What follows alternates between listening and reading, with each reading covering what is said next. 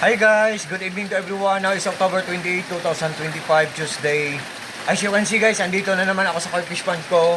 Kasi honestly guys, dito talaga ako nagtatambay guys pag wala akong ginagawa. Kasi believe me or not guys, sa maniwala kayo or sa hindi, ang mga koi fishes guys ay mga stress relievers. Stress relievers po.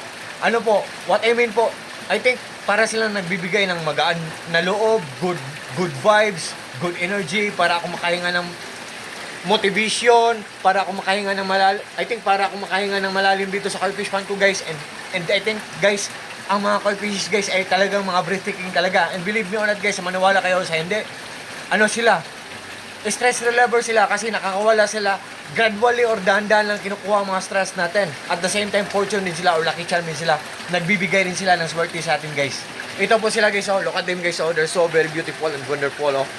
Ang koi fish pond ko guys, maliit lang, simple, small, but terrible.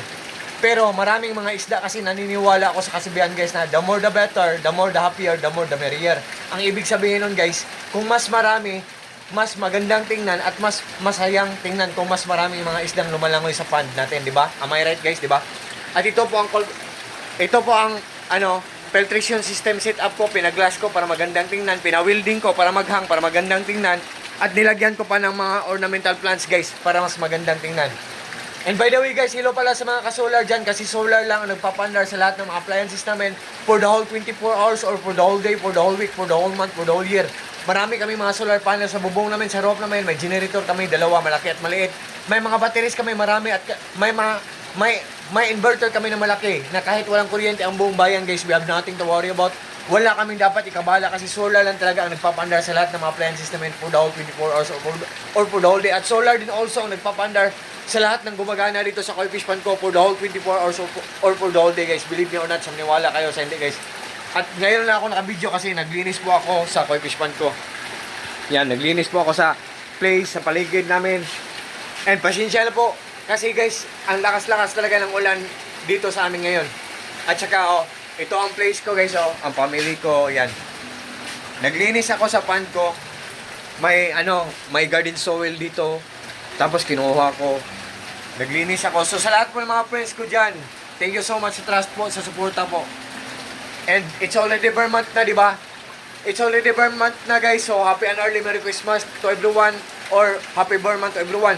So guys, sa video kong to, i-place ko ang nagwa-waterfall sa koi fish pond ko.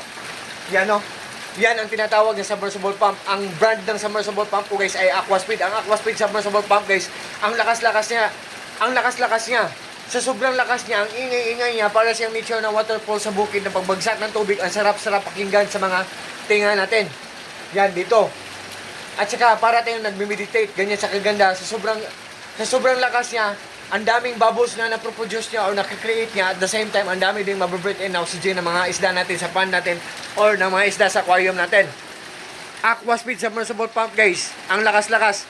Kahit malakas siya, matipid lang siya kumain ng kuryente at good pa ang kanyang quality. Ito po siya guys, Yan, Aquaspeed. Ito po ang power station ko na maliit, malaki, 19,800 pesos plus ang bili namin ito. So, nalalaman niya o namomonitor niya kung gaano katipid kumain ng kuryente ang isang gadget. At itong isa na naman, power station ko na maliit, 9,200 pesos plus ang bili namin ito.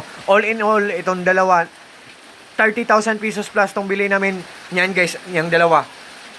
Masasabi talaga natin na hindi sila putyo-putyo. Nalalaman nilang dalawa or namomonitor nila guys kung gaano katipid kumain ng kuryente ang isang gadget, kung good ang quality ng isang gadget. So, hindi ko isasabi ang mga brand dyan kasi guys, ito lang ang i-flex natin ngayon guys, Aquaspeed submersible pump. Siya ang nagwa-waterfalls guys. Matipid. Hindi siya goods talaga ang kanyang quality tapos hindi siya masyadong malakas kumain ng kuryente guys. Aquaspeed submersible pump, yan. So, guys, sa lahat po ng mga friends ko dyan, thank you so much po sa trust po, sa suporta po. At saka sa lahat po na palagi nag-order sa mga products ko, sa links ko, sa basket ko. Thank you so much po sa suporta po, sa trust po. Yan. So, ito po ang mga koi fishes natin guys. Ayan. Yan. Aquaspeed submersible pump guys, Ang lakas-lakas niya guys. Yan. So sa lahat po ng mga friends ko dyan, take care po tayo always. Good evening, peace, bye-bye, at God bless po sa ating lahat, or God bless us all, and that's all.